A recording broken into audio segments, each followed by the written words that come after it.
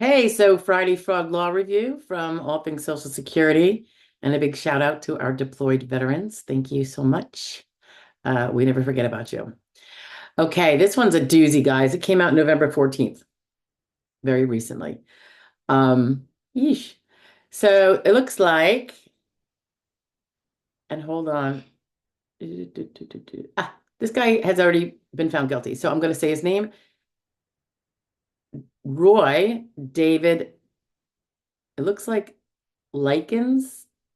Or it could be Lickens. I don't know. Lykins. 56-year-old gentleman, not gentleman, from, it looks like Arkansas, Little Rock area.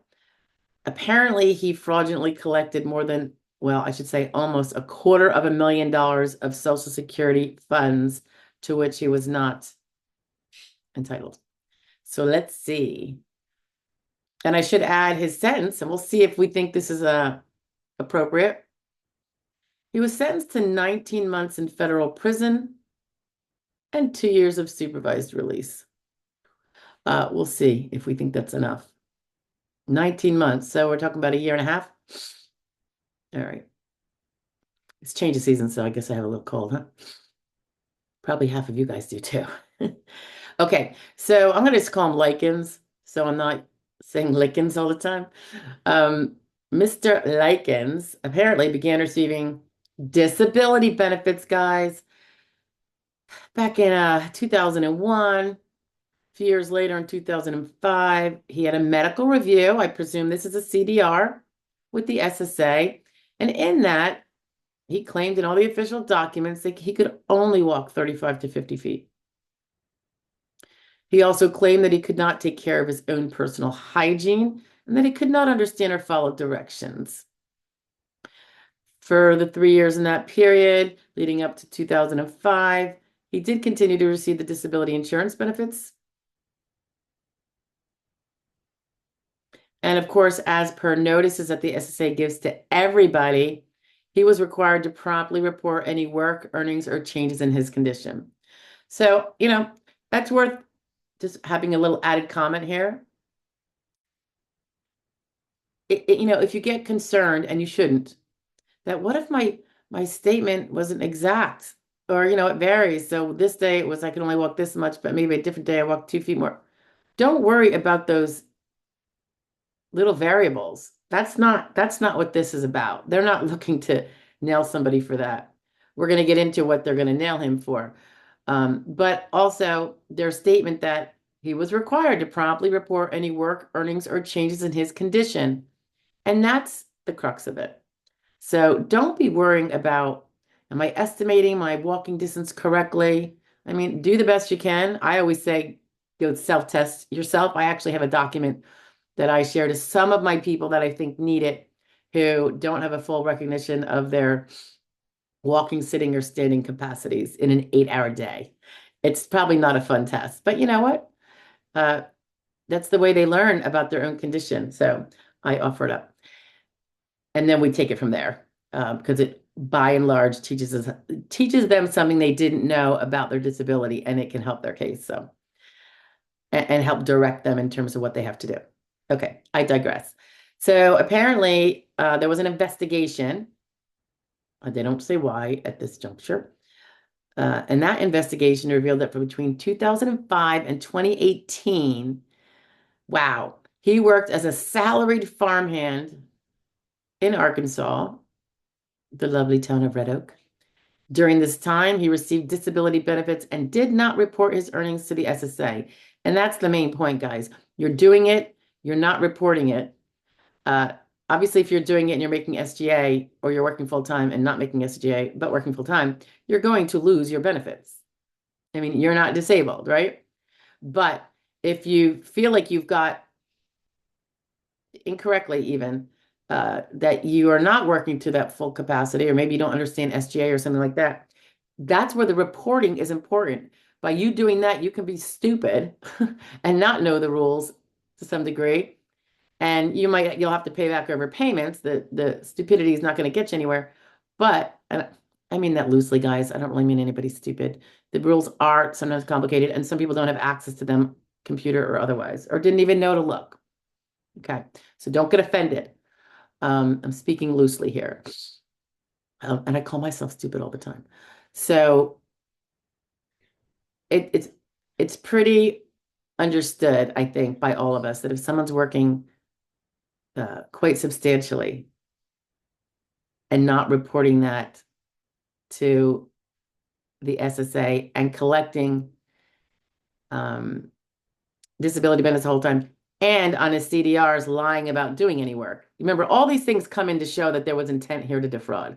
Okay, so do not be worried about little nuances where no case is ever exactly, nobody's condition is ever exact day to day. And so when you describe it in a little tiny paragraph that you get to describe it on your function report, for instance, uh, you're giving a snapshot. You're not giving every day. It's just impossible. So do not worry about that. As long as you've got best of intentions here. Okay, so moving on, he didn't report his employment to the SSA. He concealed his earnings by convincing his employer, oh, here I got some more proactive activity to defraud, convincing his employer to issue his paychecks in his wife's name and social security number. See how that rolls? During the period 2005 to 2022, he never reported any work, earnings, or changes in his condition as required. And come on. I mean, I personally think that the mere full-time work or many, many hours a week, by definition, in my mind, which would, unless there's something vast to rebut it, would show an intent to defraud when you're not reporting it. But he went even further. He convinced his stupid, sorry, employer to issue the paychecks in his wife's name and social security number. They were both defrauding. The employer was not gaining extra, perhaps, but he was certainly aiding and abetting. And I think that employer should be thrown in jail also, personally. Couldn't have happened without the two of them cohorting like that. Okay. They go on to say that had he reported his earnings as a farmhand in 2005, his benefits would have been terminated because he was working SGA. Guys, we've talked about this. Remember, disability is for those that cannot and do not work SGA. Because Likens did not report his earnings, the resulting loss suffered by the SSA is approximately $249,166.10. That is a very small amount below $250,000. Additionally, he received Medicare benefits through the Department of Health and Human Services, HHS, that he was not entitled to. Obviously, as most of you know, as an aside, when you're on SSD, that's Social Security Disability, not SSI, SSD, you will, in time, if not already, be eligible for and entitled to apply for Medicaid and get it. Sorry, Medicare. I can't believe I just said Medicaid. That would be for the SSI folks. Medicare.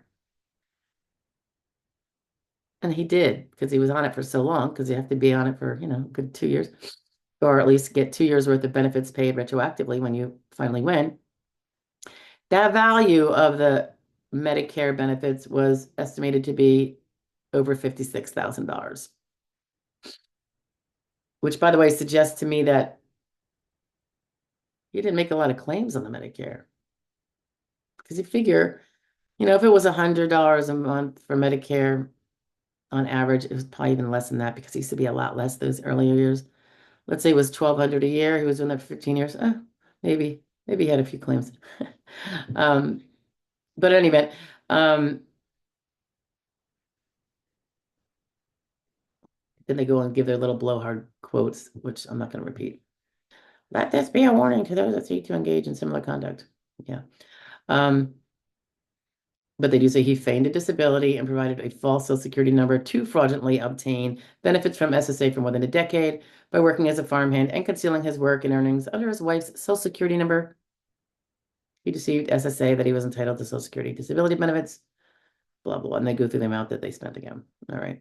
So he was indicted back in August of 2023. He was charged with 1 count of theft of government property and 1 count of making a false statement. With regard to the 1 count, if I feel like that's a wimpy indictment. he stole government property every month. This is me, I'm tough, right? Every month that he collected a month's worth, a month's worth. So he could have had about hundreds of charges, hundreds of counts, I should say, of that. And also making a false statement. Every time he signed something, a CDR saying he wasn't working, that's a false statement, right? He lied in it and signed it. So I feel like they're going very weak. Maybe there's something I'm missing here. What do you think? But every time you collect a payment that you're not entitled to and don't return it, that would be theft, particularly when it's under false pretenses. I don't understand how this is one count. I mean, he did it for, gosh, I don't know, 18 years, something like that. Oh, no, 21 years, something like that. You guys can do the math, probably better than me. On January 24th, 2024, he pled guilty. All right. To the theft of government property in exchange for dismissal of the remaining charge. Wow. I mean, I don't know. I think that's wimpy. So therefore, as a result, I don't think the 19 months in federal prison was justified when he could have had 700 counts against him. I think it should have been 5 years, maybe more, maybe 15, maybe 20. Maybe for every year he defrauded, he gets a year in jail. I don't know. Am I hard on hard arse? I don't know. I think he's pathetic anyway. And I think our justice system right here is pathetic. Um, maybe I'm wrong. Anyway, my opinion. Bye, guys. Oopsie.